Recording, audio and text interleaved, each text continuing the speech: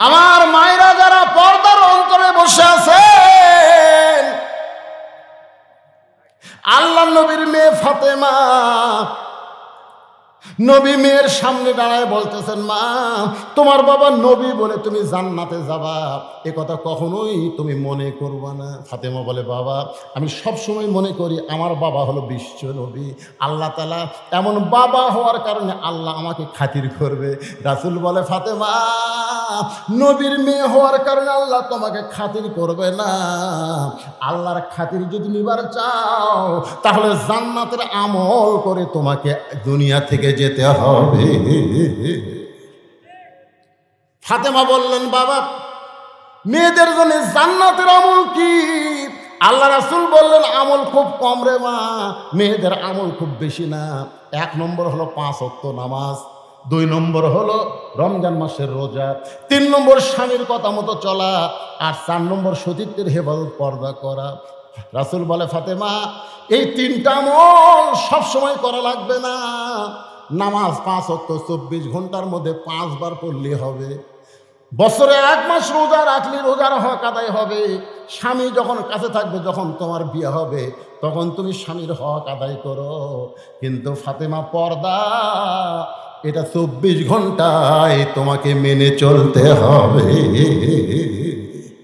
মেয়েদের জন্য 1 নম্বর আমল হচ্ছে পর্দা। পর্দা যদি না থাকে ওই যতই নামাজ পড়ুক কোনো লাভ নেই। কেবারে কথা কর না কেন? আপনাকে গ্রামের মেয়ে মানুষের পর্দার খবর কি? Half half.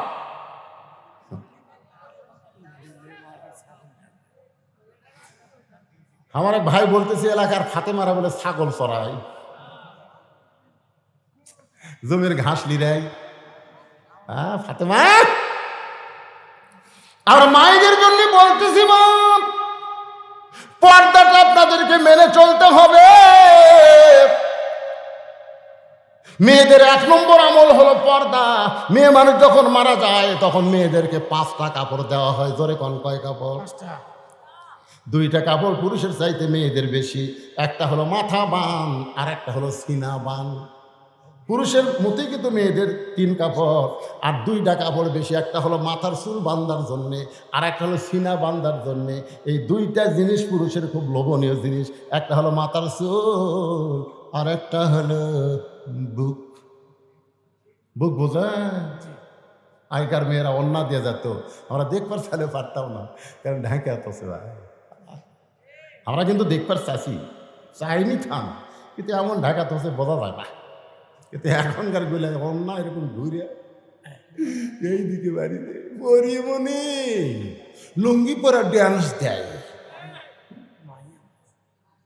ভাই খালি মাহিয়া মাহি দোষ হচ্ছে, কি হচ্ছে?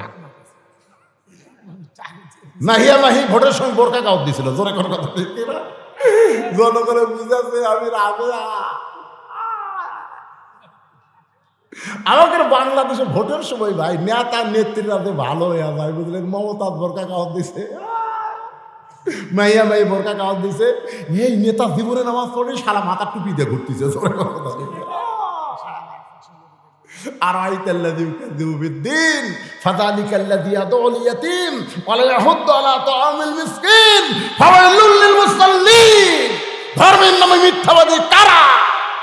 হুজুররা ধর্মের নাম মিথ্যা কথা বলে না। অনেক নেতারাই ভোটের আগে ধর্ম নিয়ে মিথ্যা কথা মানুষের সামনে বলে। জোরে কার কথা ঠিক? এক আসরের নামাজ 4 বার পড়ে, এক আসরের যেটি লোক সেটি নামাজ। চান্সে বলতে নেতা 4 বার হলো, ভোটের আগে হোক, অসুবিধা কি? আল্লাহর বান্দার একটু মনোযোগ দিয়ে শুনবেন। ওমর ফারুককে দেখার জন্য রাখাল সামনে কাতারে। ওসমান গনি বলতেছে, ভাইজান আপনাকে কোনোদিন সামনে কাতারে দেখি নাই, আজকে প্রথম দেখতেছি, কারণ কি? রাখাল বলতেছে, দেখার জন্যে, শুধুমাত্র দেখার জন্যে। কারণ বারান্দাত নামাজ পড়লে দেখা যায় না, এজন্য দেখার জন্য সামনে কাতারে আইছি। আজকে দেখা হয়ে গেলে আর আমি কষ্ট করে সামনে আসব না, কারণ বারান্দাত নামাজ পড়ার যারা মজা পাচ্ছে তারা সামনে কাতারে যাহাবার চাই। কথা কন না কেন? বারান্দাত নামাজ পড়ার একটা মজা আছে না নাই? খালি সালাম ফিরালি মাত্র কিন্তু সামনে কাতারে পড়লে সালাম ফিরাতেই দেখবেন কতগুলো লোক উঠেই নামাজে নিয়ে এখন চিন্তা করে কোন দিক দিয়ে আমার ওই লাঠি খোঁজে, বুঝলেন, লাঠি খোঁজে। বাধ্য হয়ে 2 রাকাত সুন্নত পড়িছে, কি করবি ভাই? পড়েও দেখে না রে, এখনো ফাঁক নাই রে। কান ধরে তওবা করছে, শালা আর কোনোদিন সামনে কাতারে এসি আজকে আসছি, তখন আসছি, এখন তো সবার শেষে এসে বারান্দাত খাড়া হবো, সালাম ফিরালি মারবো, ধরে কোন ঠিক কিনা? কারণ এমন মুসল্লি আছে সব জায়গায় ধৈর্য আছে, নামাজের মধ্যে ধৈর্য নাই। এই জন্য আল্লাহ বলেছেন আস্তাইনু বিস-সাবরি ওয়াস-সালাহ, যদি কিছু পাওয়ার চাও ধৈর্যর নামাজের মাধ্যমে চাও, ধরে কোন কথা ঠিক কিনা? রাখাল বলতে আজকে দেখা হয়ে গেলে আর আমি কোনোদিন সামনে আসবো না। ওসমান গনি বলে ভাইজান আজকে দেখা হবে, তার গ্যারান্টি কি? রাখাল বলতেছে আমার চোখের পাওয়ার ঠিক আছে, দেখা কেন হবে না? ওসমান গনি বলে ভাইজান কয়েক বছর হলে সামনে নামাজ পড়তেছি, এখন পর্যন্ত আমি দেখতে পাইলাম না। রাখাল কয়েক দেখি দেখি আমার দিকে তাকাও তো, কয়েক বছর নামাজ পড়ো তাও দেখবার পাবনি। ওসমান গনি কান্দারে বলে ভাইজান দেখার জন্য প্রত্যেক দিন সামনে কাতারে আসি, কিন্তু এখন পর্যন্ত দেখা হইল না।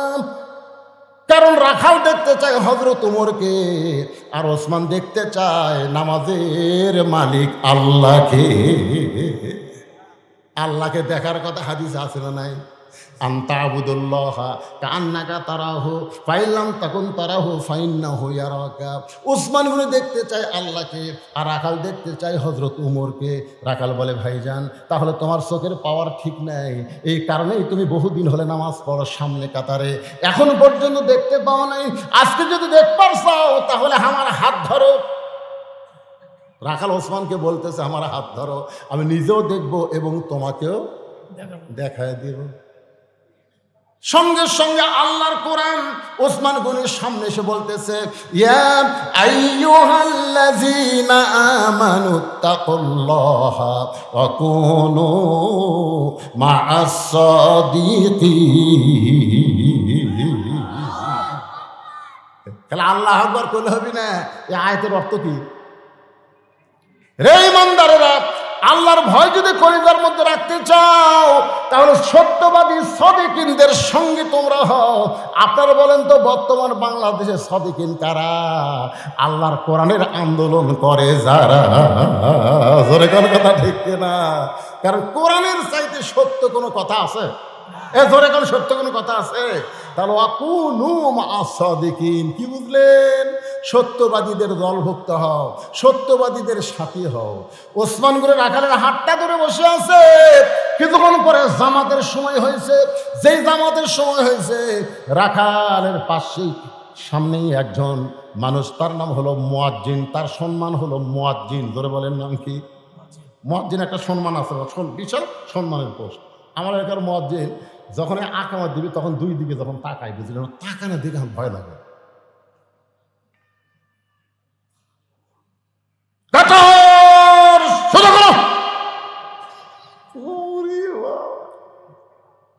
দুই দিকে তাকা যখন কাতার সোজা করো, মোবাইল বন্ধ। আমি একদিন মুয়াজ্জিন কনকে ভাই তুই এইরকম জোরে কোষ করে, হুজুর বেতন কম বোঝেন না? কিন্তু যখন আমি কাতার সোজা করো সবাই যখন পায়ের গোড়ালের দিকে তাকায় তখন মনে হয় বেতন কম হলে কি হবে রে, আমার দাম আছে রে, আমার কথা মতো কাতার সোজা করতেছি। যখন দেখি আমি মোবাইল বন্ধ করার কথা বললে সবাই মোবাইল টিপাটিও বন্ধ করতেছি, কে বন্ধ করবি না? মুয়াজ্জিন আকামত যখন শুরু করেছে এমন সময় হযরত ওমর মেহরাবের মধ্যে ঢুকেছে। হযরত ওমর মেহরাবের মধ্যে ঢুকেছে। আপনারা বলেন তো মেহরাবের মধ্যে হযরত ওমর কোন দিক দিয়ে ঢুকলো? দরজা দিয়ে। আল্লাহর কোরআন দিয়ে যখন রাষ্ট্র চলবে তখন ইমামের আলাদা একটা রেস্টরুম থাকবে, মেহরাব থেকে ছোট্ট একটা দরজা থাকবে। যখন আকামত শুরু হয়ে যাবে ইমাম আগে আসবে না, আকামত শুরু হওয়ার সঙ্গে সঙ্গে ইমাম মসজিদের মধ্যে ঢুকবে। কারণ ইমাম খালি ইমাম না, ইমাম হলো একজন নেতা। আজকে আমাদের ইমাম গরিব মানুষের বেটা, তো এই জন্যে আগে না আসলে। আবার একজনকে দায়িত্ব দিচ্ছে মুয়াজ্জিন, ইমাম, ঝাড়ু দেয়। টাকা কম, হুজুর একজনে 3 কাম করে।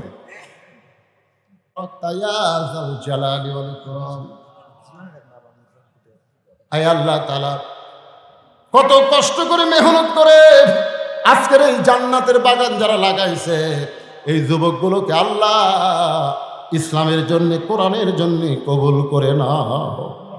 যে মসজিদকে লক্ষ্য করে আজকের মাহফিল, সেই মসজিদটাকে কিয়ামত পর্যন্ত কবুল করে নাও। নগদে বাকিতে আজকে যারা মসজিদে দান করেছে, আল্লাহ সব দানগুলো জান্নাতের বিনিময়ে কবুল করো। আল্লাহ আজকে 20,000 টাকা যে ব্যক্তি দান করেছে, তারা বাপ মার জন্য দোয়া চেয়েছে, কবরে যদি যায় বাপ মার কবরকে জান্নাতের টুকরা বানাও। সবার বাপ মা যাদের কবরে গেছে অথবা জীবিত আছে, আল্লাহ সকলের জন্য কোরআনে একটা দোয়ার কথা বলেছে, আমরা সকলেই দোয়াটা পড়ি, রব্বির রহমহুমা কামা রব্বায়ানি সগীরা। আজকের মাহফিলের সম্মানিত সভাপতি, আজকের মাহফিলের সহসভাপতিবৃন্দ, আজকের মাহফিলের প্রধান অতিথি, বিশেষ অতিথি, আল্লাহ সকলকেই কবুল করো। আলেম ওলামাদের কবুল করো, ফিলিস্তিন মুসলমানকে কবুল করো। আল্লাহ রহমতের বৃষ্টি আসমান থেকে বর্ষণ করো। আল্লাহ জমিনে আবাদগুলো আছে, রহমত বরকত হেফাজত করো। আল্লাহ আল্লাহ শুধু ওয়াজ শুনলে হবে না, বাস্তবে আল্লাহর কোরআনের দল যেন আমরা করতে পারি, এই ইমানি শক্তি আল্লাহ আমাদেরকে দান করুন। আউযু বিল্লাহি মিনাশ শাইতানির রাজিম। বিসমিল্লাহির রহমানির রহিম। তাবারাকাল্লাযী বিয়াদিহিল মুলক ওয়া হুয়া আলা কুল্লি শাইইন কাদির। আল্লাযী খালাকাল মাউতা ওয়াল হায়াতা লিয়াবলুয়াকুম আইয়ুকুম আহসানু আমালান ওয়া হুয়াল আজিজুল গফুর। ইন্নাল্লাহা ওয়া মালাইকাতাহু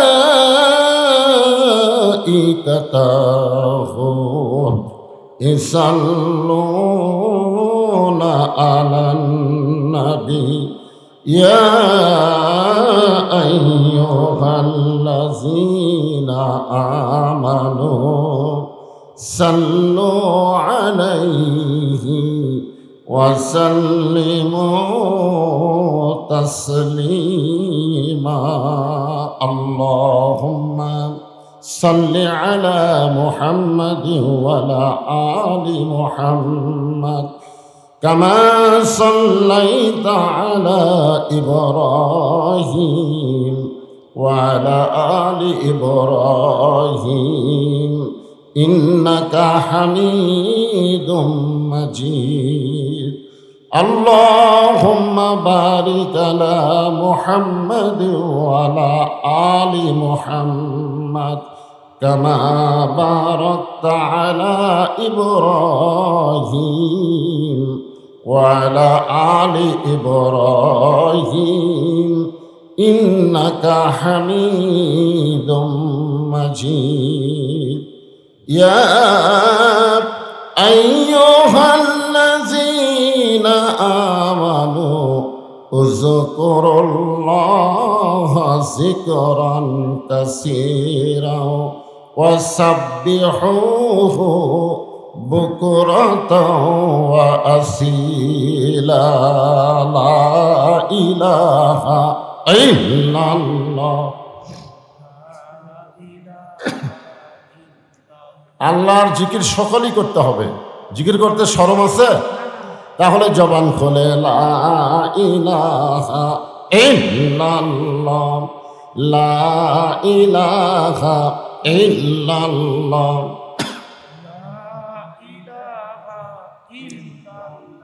চাঁদ সূরজ আর গ্রহ তারা আল্লাহ নামের পাগল পারা। চাঁদ সূরজ আর গ্রহ তারা আল্লাহ নামের পাগল পারা। আমার আল্লাহ নামের এতই দয়া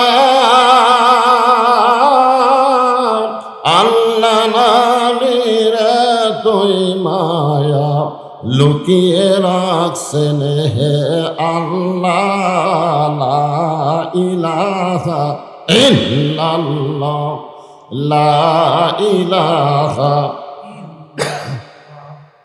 লা ইলাহা। সকলে জবান দিয়ে জিকির করেন। আল্লাহ রাসূল বলেছেন, কোন ব্যক্তি সারা জীবন যদি পাপ করে আর মৃত্যুর সময় এই কলেমার জিকির করতে করতে যদি মারা যায়, শুধু কলেমার জিকির জবানে জারি রাখার কারণে আল্লাহ তার জীবনের সমস্ত গুনাহ মাফ করে দেয়। আফজালুল জিকির লা ইলাহা ইল্লাল্লাহ, সবচাইতে উত্তম জিকির। এজন্য এই জিকির করার সময় জবান বন্ধ রাখা ঠিক না। যদি আল্লাহ মরার আগে জবান বন্ধ করে দেয় তখন অবস্থাটা কি হবে? এই জন্যে আমাদের জবানের জিকিরটা জারি রাখতে হবে।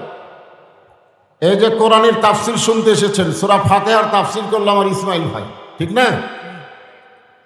কোরআনের কোনো জায়গায় আল্লাহ বলে নাই যে আমার নামাজ পড়ে আমি আল্লাহও তার নামাজ পড়ি, যে আমার রোজা করে আমি আল্লাহও তার রোজা করি। কিন্তু আল্লাহ বলেছেন যে আমার জিকির করে আমি আল্লাহ তার জিকির করি। ফাযকুরুনি আযকুরুকুম, কত বড় দামি কথা দেখছেন। আমরা জিকির করব কাল আর আল্লাহ জিকির করবে আমাদের।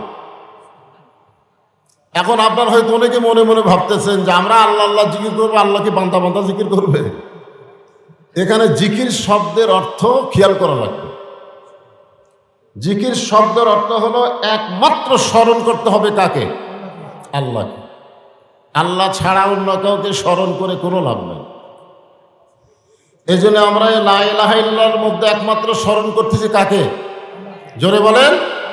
এই জন্য সকলেই জবান খুলে, যারা দাঁড়িয়ে আছেন সকলে বসেন, আর যারা বসে আছেন জমে জমে বসেন আর জিকির করেন লা ইলাহা ইল্লাল্লাহ, লা ইলাহা ইল্লাল্লাহ, লা ইলাহা।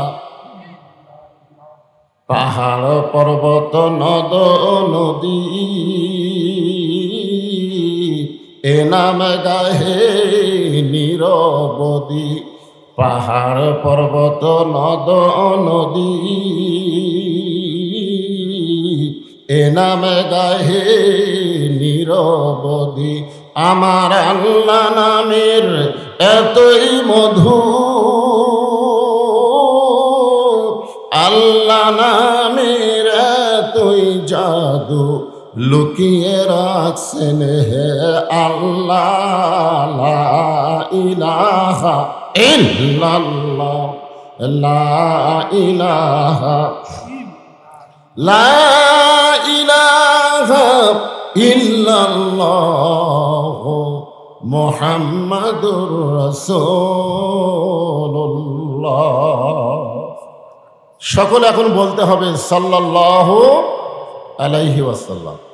এখানে আপনারা একটা জিনিস খেয়াল করবেন, আমরা লা ইলাহা ইল্লাল্লাহ এটা কার জিকির?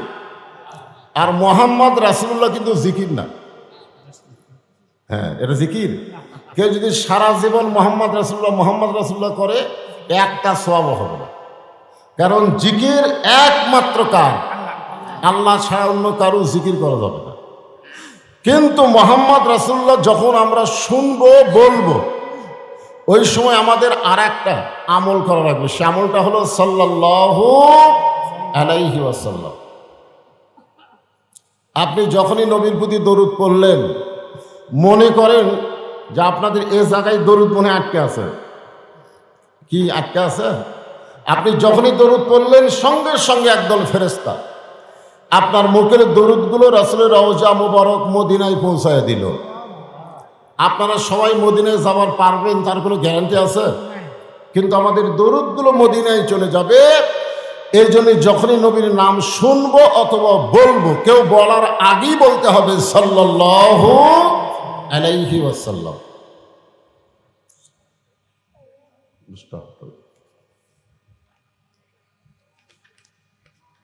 চক দেবীরামপুর মধ্যপাড়া জামে মসজিদ কমিটি কর্তৃক আয়োজিত আজকের এই তাফসিরুল কোরআন মাহফিলে আল্লাহ তাআলা যিনাকে সম্মানিত সভাপতির আসনে কবুল করেছেন।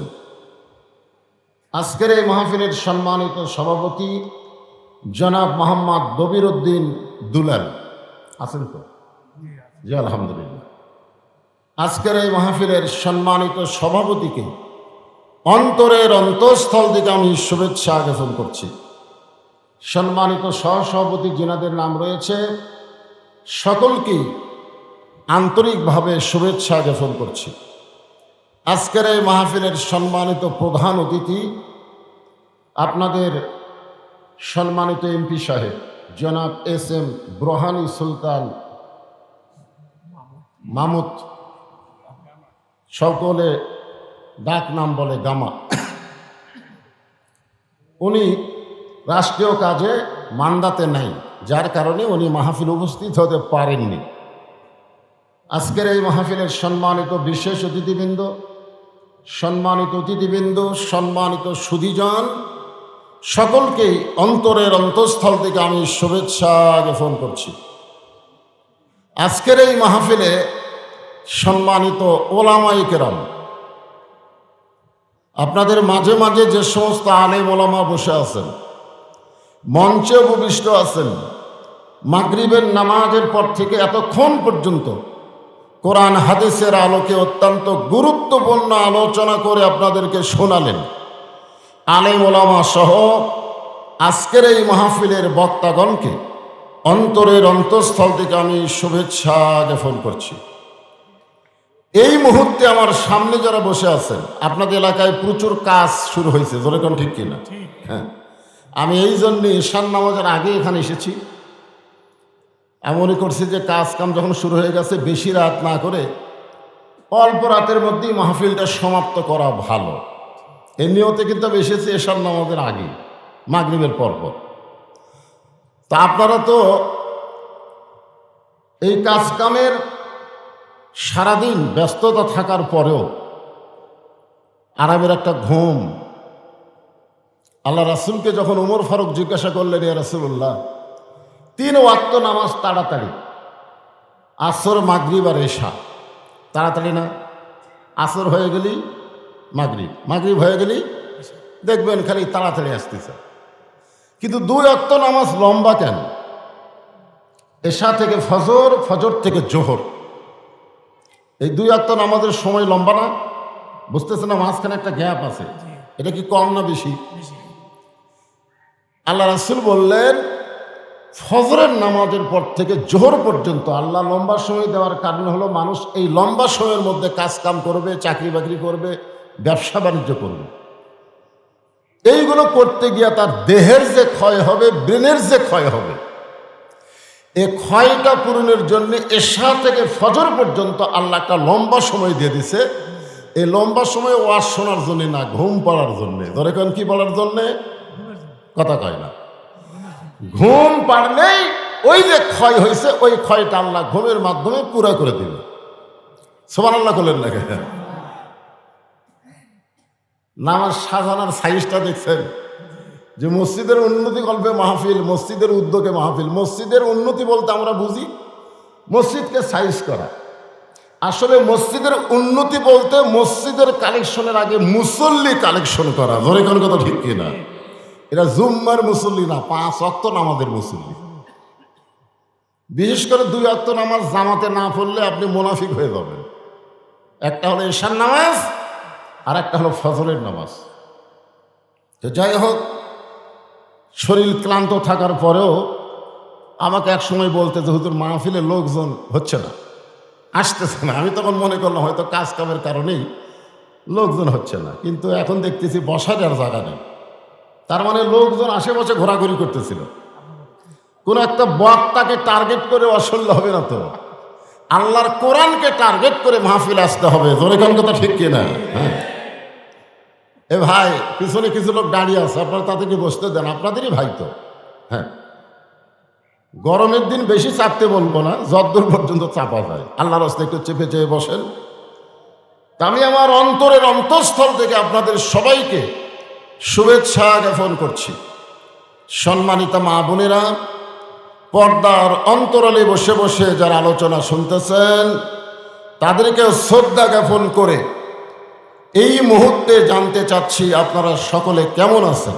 আলহামদুলিল্লাহ। আলহামদুলিল্লাহি রাব্বিল আলামিন। সূরা ফাতিহার তাফসীর তো শুনলেন, পুরোপুরি প্রশংসা করা লাগবে। আপনি যখন বলবেন আলহামদু, এই আলহামদু শব্দের অর্থ হলো প্রশংসা করিতেছি। আপনি যখন আলহামদু বললেন তখন আল্লাহ কি বসে থাকে নাকি? আল্লাহ বলতেছে লিমানিল হাম, তুমি কার প্রশংসা করতেছ?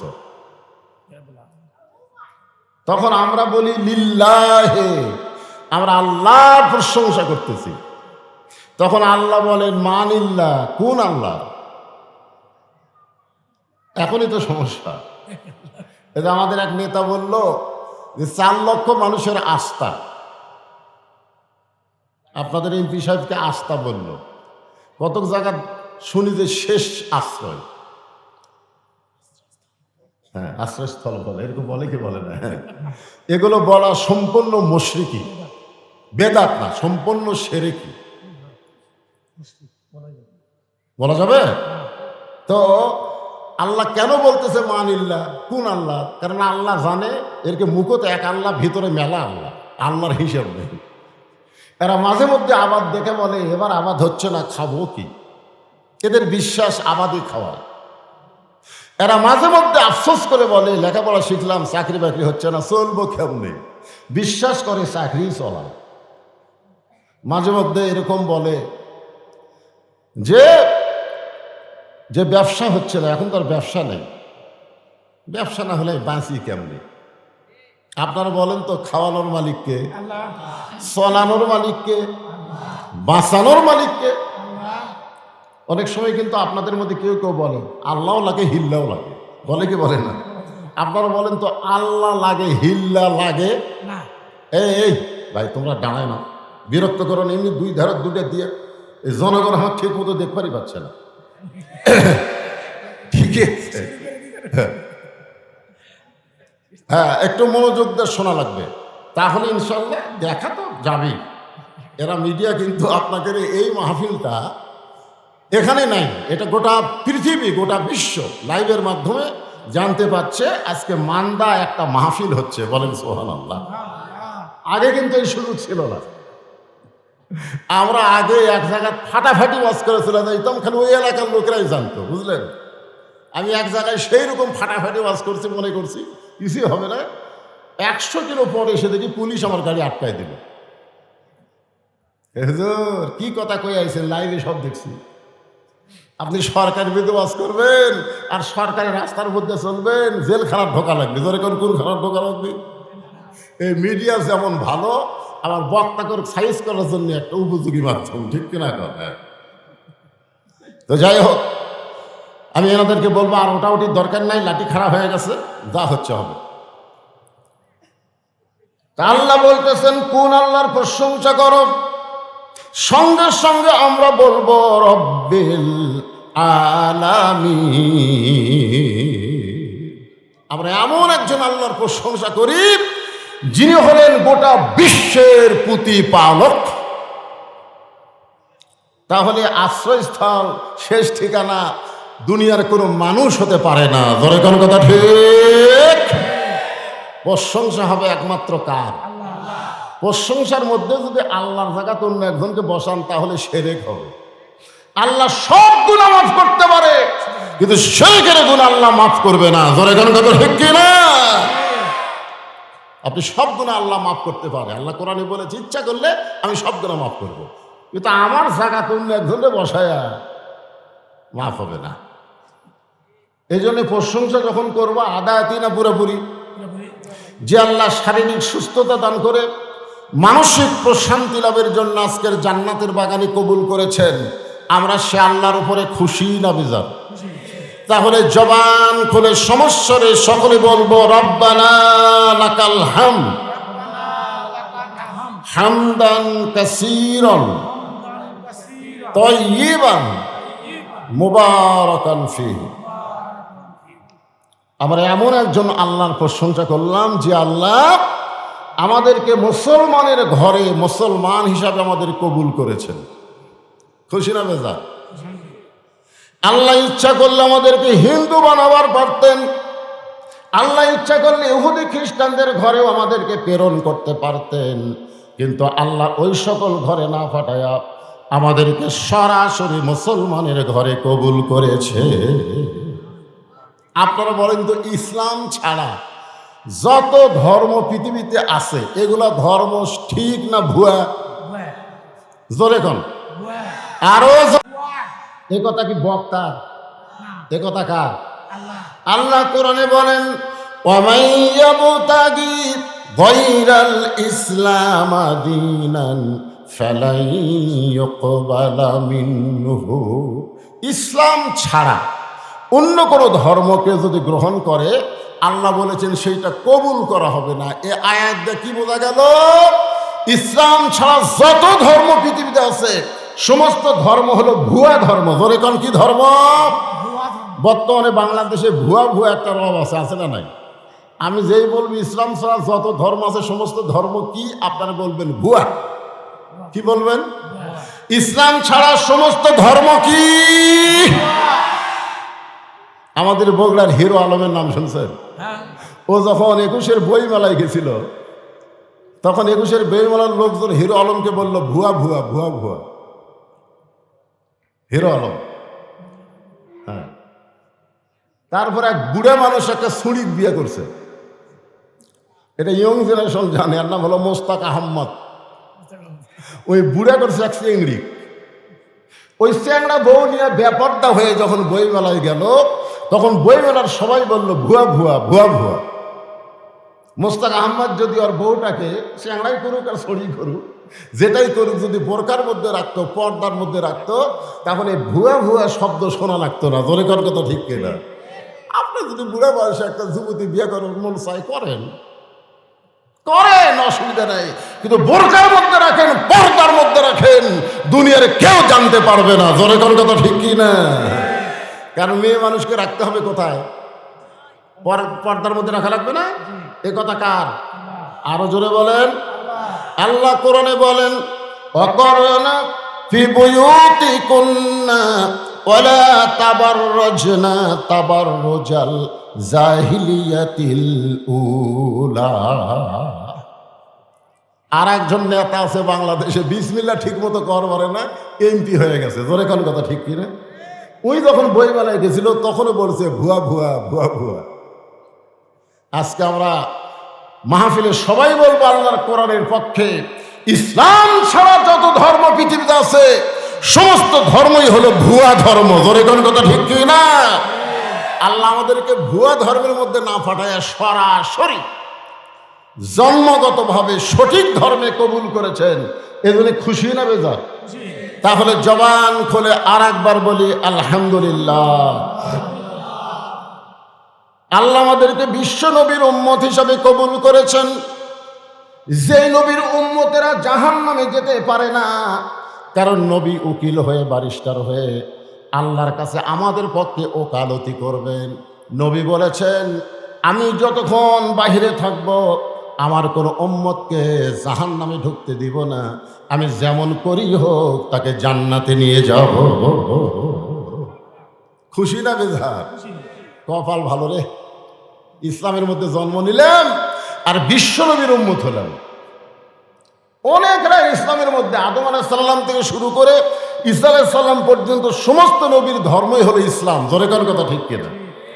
কিন্তু ওই সকল নবীর উম্মতের ভাগ্য খুব একটা ভালো না। কি জন্য ভালো না? কারণ প্রত্যেকটা নবী হাসরের ময়দানে বলবে আমার কি হবে, আমার কি হবে। নবীরা নিজেদেরকে নিয়ে ব্যস্ত থাকবে, আর আমাদের নবী আমার কি হবে এই কথা বলবে না, আমার উম্মতের কি হবে। খুশি না বেজার? এমন একজন নবীর উম্মত হওয়াতে আমাদের ভাগ্য এত ভালো, যার কারণে আমরা সকলে জবান খুলে বলবো আলহামদুলিল্লাহ। যেই কোরআন থেকে আপনার তাফসির শুনবেন, আমি সেই কোরআনের 29 পারা। কোরআন কয় পারা? 30 পারা। হ্যাঁ, 30 পারা কোরআনের 29 পারার প্রথমেই একটা সূরা, যে সূরার নাম হলো সূরায়ে মুলক। জোরে বলেন, নাম কি? মুলক শব্দের অর্থ কি? হ্যাঁ, এই যে একজন সামনে থেকে বলেছে রাজত্ব। অনেকেই আমাদের মধ্যে বলে, হুজুর রাজনীতি দান করেন না, কোরআনের মাহফিলে কোনো রাজনীতি চলবে না। অথচ রাজত্ব নামের একটা সূরাই কোরআনের ভিতরে আছে। জোরে কথা কোন আছে না? না আছে না? সেই সূরার প্রথমে আল্লাহ বললেন, তাবারাকাল্লাযী বিয়াদিহিল মুলকু ওয়া হুয়া আলা কুল্লি শাইইন কাদির। মানে যে এলাকার ইসলামী দল কম, ভেজাল দল বেশি, ওই এলাকায় কোরআন তেলাওয়াত করলে আল্লাহু আকবার স্লোগান খুব একটা শোনা যায় না। কেন? আমাদের বড় বড় দলের মধ্যে আল্লাহু আকবার নাই। জোরে কোন কথা, ঠিক কথা কন। আজকে বাংলাদেশের কোনো বড় দলের মিছিল থেকে কেউ যদি আল্লাহু আকবার কয়, ও ঘাট ধরে বের করে দিবি। কেন? আমাদের দল তো আল্লাহু আকবার নাই। তা আপনারা কি সেই দলের লোক নাকি? কি রে, কোরআন তেলাওয়াত শুনলে মানুষের ঈমান বাড়ে না কমে?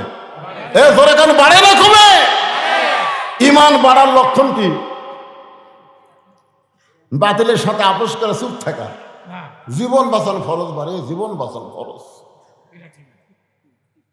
আজকে বাংলাদেশের মানুষ মুসলমান দাবি করে আর বাতিলের সঙ্গে আপোষ করে জীবন বাঁচান ফরজ মনে করতেছে। জোরে কোন কথা, ঠিক কি না? আর ফিলিস্তিনের মুসলমান বাতিলের সঙ্গে আপোষ না করে নিজের জীবন দিয়া শাহাদাতের পিয়ালা পান করতেছে। জোরে কোন, ঠিক কিনা ভাইজান? মরা তো লাগবেই। আপনি যতই চেষ্টা করেন, আপনি কি বাঁচতে পারবেন নাকি? তো বেঈমান হয়ে বেঁচে থাকার চাইতে ঈমান নিয়ে মরা অনেক ভালো। আপনার মরবার চাচ্ছেন না? চাচ্ছেন? হ্যাঁ, সবাই ফাঁসির মিছিল করে। ফাঁসি ফাঁসি, আল্লাহ কাই ফাঁসির মিছিল করিস, তোর লজ্জা নাই? তোর নিজেরই মৃত্যু হবে। জোরে কোন কথা, ঠিক কিনা? ফাঁসির একটা তারিখ আছে, আর মরার কোনো তারিখ? আপনারা বলেন তো, মরার কোনো তারিখ আছে?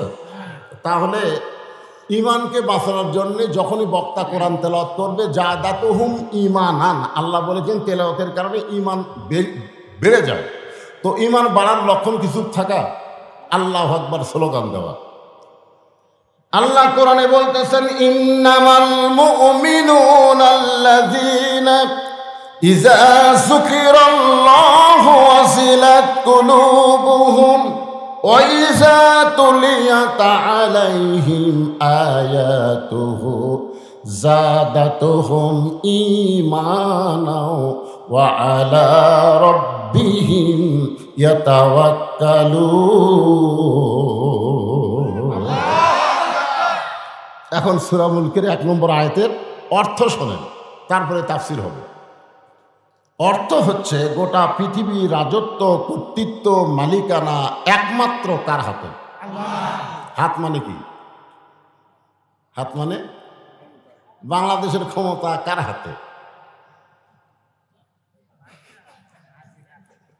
না না না, গোটা পৃথিবী, এখানে বলা হচ্ছে গোটা পৃথিবীর ক্ষমতা। মনে হয় এর মধ্যে বাংলাদেশ বাদ আছে নাকি? বাংলাদেশ বাদ? অনেকে যে বলে আমার দল ক্ষমতা আছে রে, আমার চিনিস, আমার দল ক্ষমতা আছে। আল্লাহ বলতেছে, তোর দল ক্ষমতা নাই, ক্ষমতায় আমি আল্লাহ আছি। যে কোনো মুহূর্তে তোর দলকে ক্ষমতা থেকে নামানোর ক্ষমতা কার?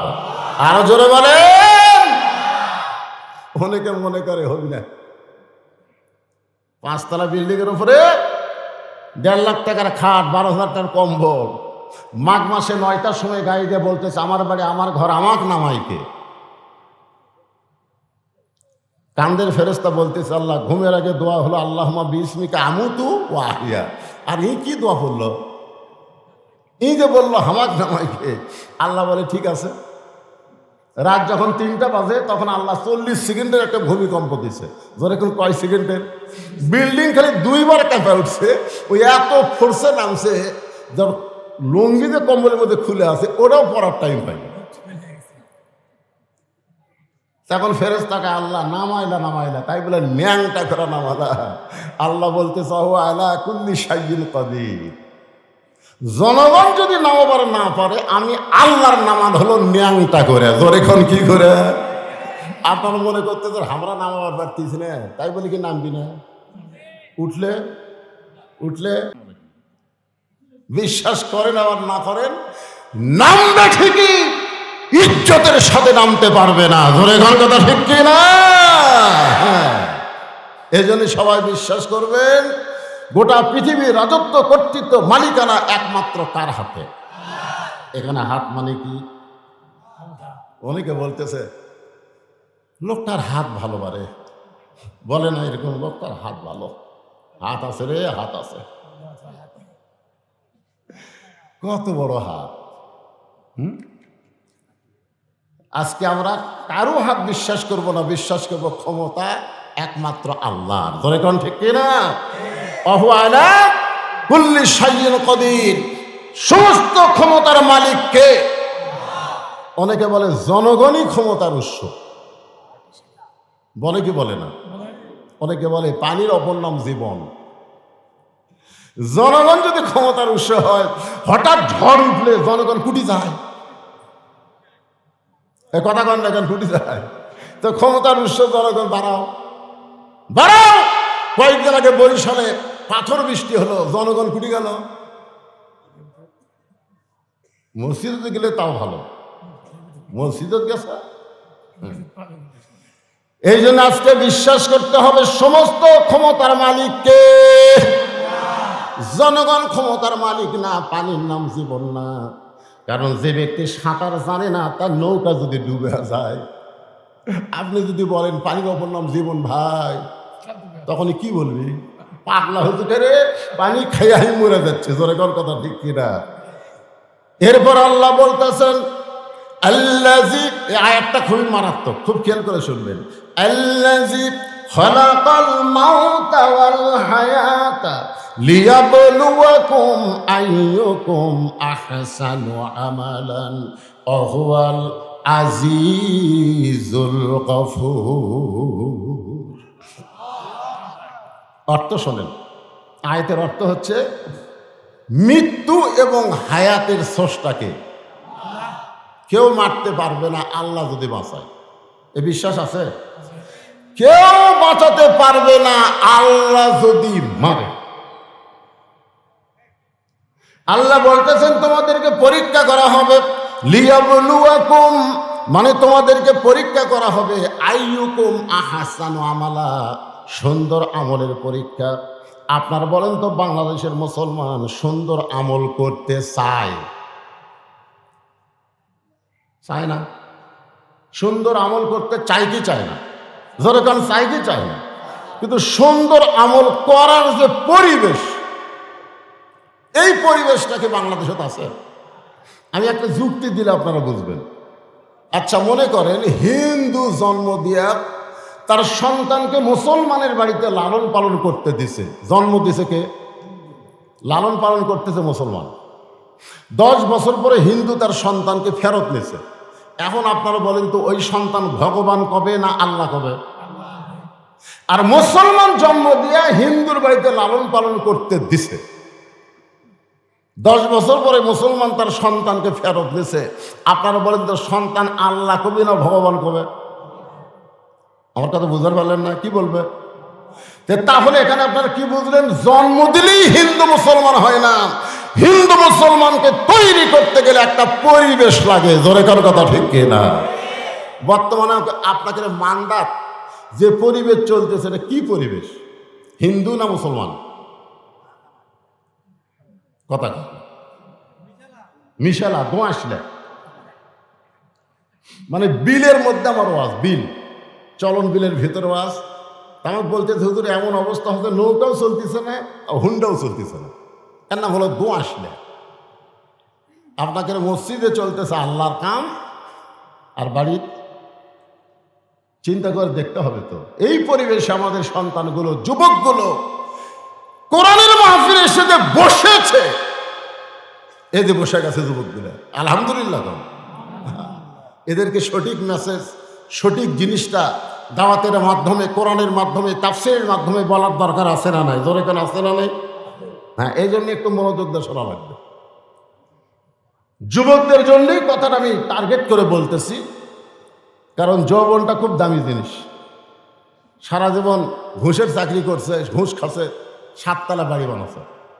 এখন চাকরি শেষ হলে ওই বুড়া তওবা করতেছে, আল্লাহ আমি আর ঘুষ খাবো না, আল্লাহ আমি আর ঘুষ খাবো না। আল্লাহ কয় তোর চাকরি আসা, চাকরি যতদিন ছিল ততদিন তওবা করিসনি, চাকরি গেছে তওবা করতেছিস। বুড়া হয়ে গেছে, নড়বার পারে না, ওই এখন বলতেছে আমি আর চুরি করবো না আল্লাহ। আল্লাহ কাছে হাঁটতেই পারিস না রে শয়তান, তুই চুরি করবি কেমন? এই জন্যে সব বয়সে তওবা, সব বয়সে ফিরে আসা আল্লাহ পছন্দ করে না। যৌবন বয়সে ভুল পথ থেকে সঠিক পথে আসা লাগবে। জোরে কোন কথা ঠিক না? হ্যাঁ, যখন হচ্ছে চামড়া ঢিল, আল্লাহর সাথে দিছে মিল। এখন বুড়াগুলা মসজিদে নামাজ পড়ার যায় গল্প করে, ছেলেগুলো সব খারাপ হয়ে গেছে, নামাজ পড়ে না। জুম্মার দিনে মসজিদে আসে, সবার শেষে আগেই বাইরে হয়ে যায়। তুমি যখন যুবক ছিলে তোমার খবর কি? বুড়া বলতে যে হাবি যা খারাপ আসলো ভাই। তার মানে বোঝা গেল যৌবন বয়সটা আল্লাহ যেমন পছন্দ করে, শয়তানও তেমন নষ্ট করার চেষ্টা করে। ধরে কোন ঠিক কিনা? তাই যুবকদেরকে টার্গেট করে আমি কথাটা বলবো, পর্দার অন্তরালে আমার যে সমস্ত যুবতী মা আছে তাদেরকেও লক্ষ্য করে কথাটা বলা লাগবে। যুবক আর যুবতী ভালো, সব ভালো হয়ে যাবে। ঠিক কিনা কন? এই 2 পুচকা লাভ ধরল,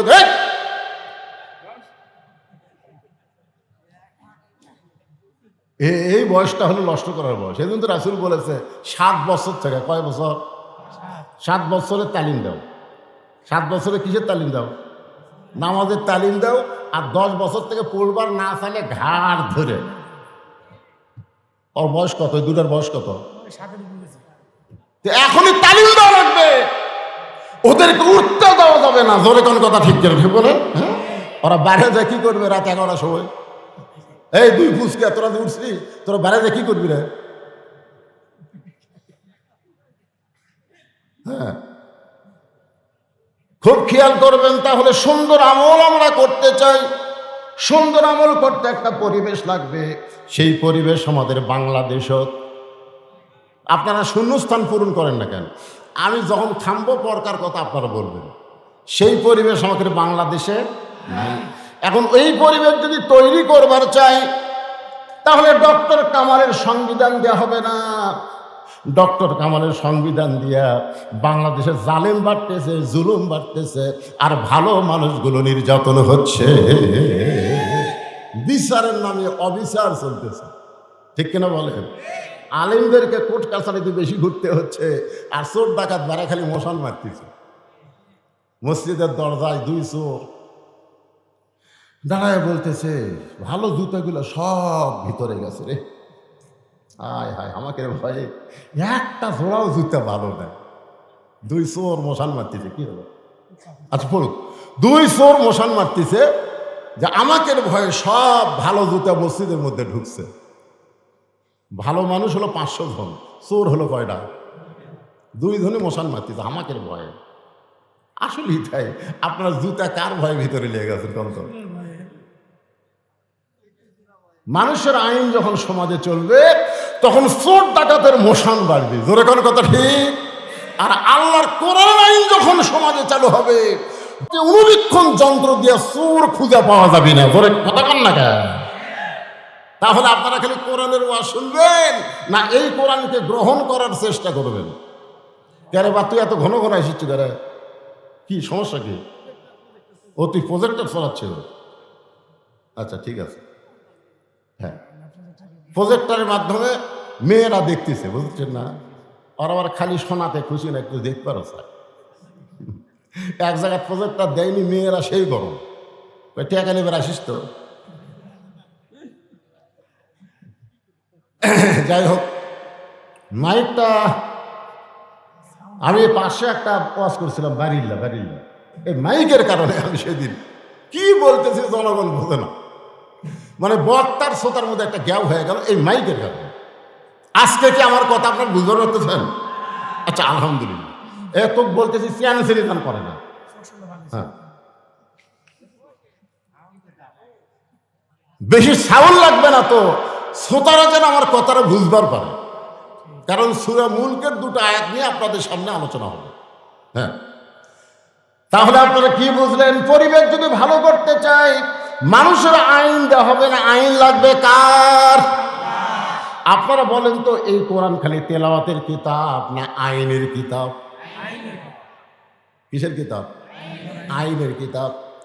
এই কিতাবটা কেমন, এই কিতাবটা কেমন, এইটা আপনাদেরকে সরাসরি দেখানোর জন্য সূরা মুলকের দুটো আয়াত আপনাদের সামনে তেলাওয়াত করতেছি। কারণ সারা জীবন শুধু কোরআন শুনলে হবে না, বাস্তবে আল্লাহর কোরআন আমাকে দেখা লাগবে, দেখার দরকার আছে না?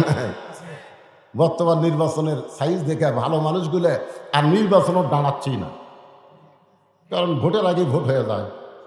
ধরে এখন ঠিক কিনা ভাই যান? আজকে দেখলাম আপনাকে চেয়ারম্যান সাহেব দুনিয়ার থেকে চলে যাওয়ার পরে আমার আর একটা চেয়ারম্যান আছে। ওই চেয়ারম্যান যদি মসজিদের মধ্যে যায় হুজুর না পায়, আপনি বলেন তো নামাজ পড়ানোর মতন যোগ্যতা আছে না নাই? এই কথা বল না কেন? আপনাকে ইউনিয়ন সাহেব, ইউনিয়নের চেয়ারম্যান যদি যায় দেখে মসজিদে হুজুর নাই, তাহলে নামাজ খালি পড়বি না পড়াবার পারবি? আর অন্য কোনো নেতা যদি যায় দেখে হুজুর নাই, তখন খালি ঘড়ির দিকে তাকাবি, একটা হুজুরও নেই।